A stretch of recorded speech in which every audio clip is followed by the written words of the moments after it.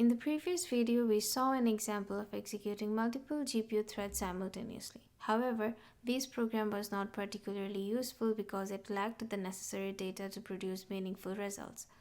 Data is typically stored on the hard drive or network, requiring the CPU to fetch it.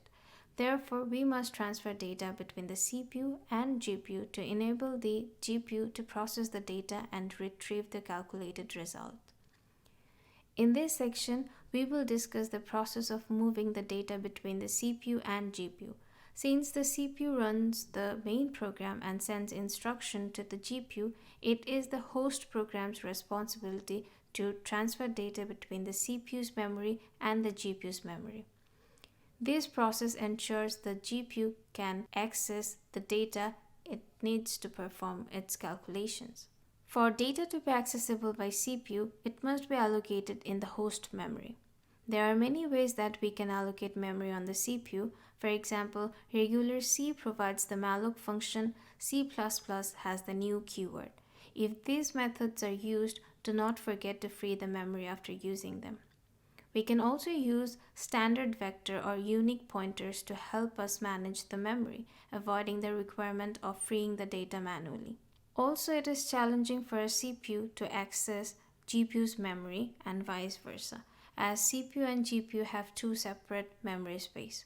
For data to be accessible by GPU efficiently, it must be presented in the device memory, and heap provides APIs for allocating device memory. Similar to malloc in heap, we can use heap malloc to allocate memory on a GPU. The heap malloc API takes the pointer to the device array and the requested size of the memory as arguments.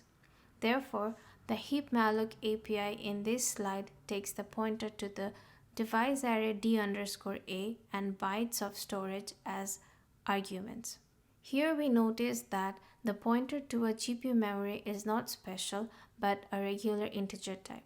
However, by convention, we name this variable with prefix d_, to distinguish that this pointer is specified for allocating memory on the device side. Next, we want to transfer the initialized data from the CPU to the GPU. And this can be done using the API called heapmemcopy. This API call will copy a total memory size of bytes from the host array h_a to the device array d_a, and will also indicate the direction of the copy, such as heapmemcopy host to device. Similarly, data can also be transferred from the GPU to the CPU by using the heapmemcopy API, but the direction indicated for this transfer is heapmemcopy device to host.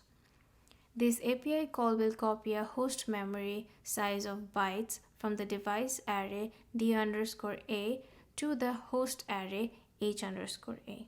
Most of the heap APIs will return a status code or error code. If the returned value is heap success, that means the API is successfully completed. However, in some cases, the APIs may fail to execute. For example, a common error for heap malloc to fail is because the GPU is running out of memory space. We need to elegantly handle the errors in case an error is encountered. At least we should prevent the program from continuing when an error happens. Here we provide a simple method to handle the error by defining a macro. The macro named heapassert is used to check if the runtime API calls are successful. This is helpful to catch errors during development, and we can use heapassert as the error handling function of heap runtime API. As we can see here, heapassert is used for many heap runtime APIs like heapmalloc and heapmemcopy. The next video will cover the implementation of a vector addition using heap.